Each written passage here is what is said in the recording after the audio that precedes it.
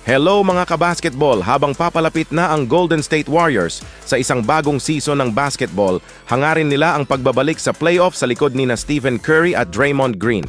Ang pag-alis ni Klay Thompson ay nagmarka ng pagtatapos ng maalamat na Big Three na panahon ng Warriors, na iniwan sina Stephen Curry at Draymond Green bilang huling natitirang mga haligi ng kanilang dinastiya. Habang tumatanda na ang core, hinahanap ng Warriors na muling buuin sa paligid ni Curry at Green, kasama ang isang promising young core ng mga players.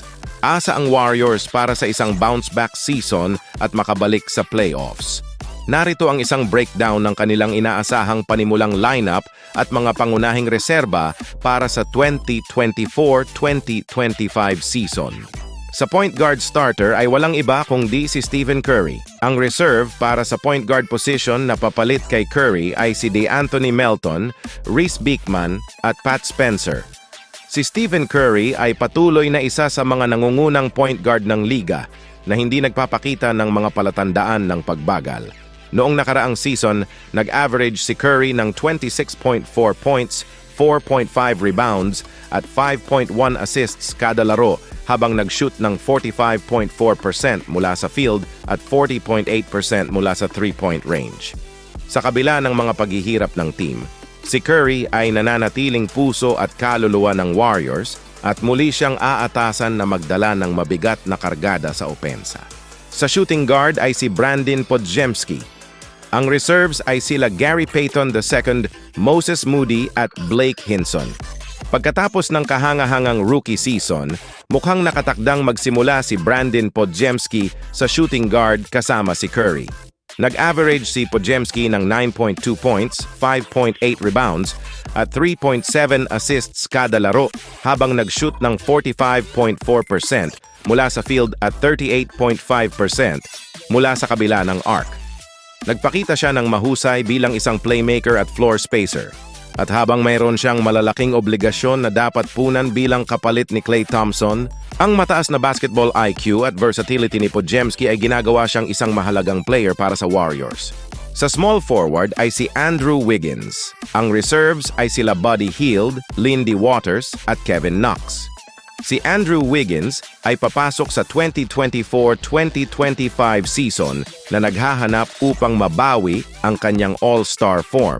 Matapos pumirma ng extension ng kontrata, nahirapan si Wiggins na itugma ang kanyang napakagandang performance noong 2022, tinapos ang nakaraang season na may average na 13.2 puntos, 4.5 rebounds at 1.7 assists bawat laro, habang nagsushoot ng 45.3% mula sa field at 35.8% mula sa 3-point range. Si Wiggins ay may mga tool upang maging isang two-way na puwersa para sa Warriors. Kakailanganin niyang umakyat bilang isa sa mga nangungunang pagpipilian sa pagmamarka ng team dahil wala na si Klay Thompson. Sa power forward naman ay si Jonathan Kuminga. Sa reserves ay sila Kyle Anderson, Gui Santos at Jackson Rowe. Si Jonathan Kuminga ay isa sa pinakamalaking pag-asa ng Warriors para sa hinaharap. Ang athletic forward ay gumawa ng malaking hakbang noong nakaraang season. Nag-average ng 16.1 points, 4.8 rebounds at 2.2 assists kada laro, habang nag-shoot ng mahusay na 52.9% mula sa field.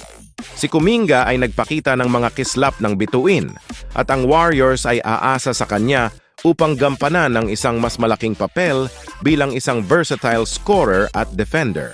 Kung maipagpapatuloy niya ang kanyang 3-point shot 32.1% noong nakaraang season, si Kuminga ay may potensyal na maging pundasyon para sa muling pagtatayo ng Warriors.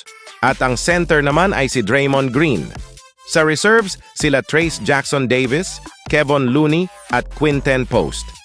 Sa kabila ng isang mahalagang season na nabahiran ng suspension at mga issue sa labas ng korte, nananatiling emosyonal na pinuno ng Warriors si Draymond Green. Noong nakaraang season, nag-average si Green ng 8.6 points, 7.2 rebounds at 6.0 assists kada laro, habang nag-shoot ng 49.7% mula sa field at tumaas ng 39.5% mula sa 3-point range. Ang kakayahan ni Green na i-anchor ang depensa, Mapadali ang opensa at magdala ng intensity sa bawat laro ay napakahalaga para sa Golden State at ang kanyang pamumuno ay magiging kritikal habang ang koponan ay nag-navigate sa transitional period na ito. Ano ang masasabi nyo sa Golden State Warriors projected starting lineup? Please comment nyo lang sa baba. Basketball today, basketball later.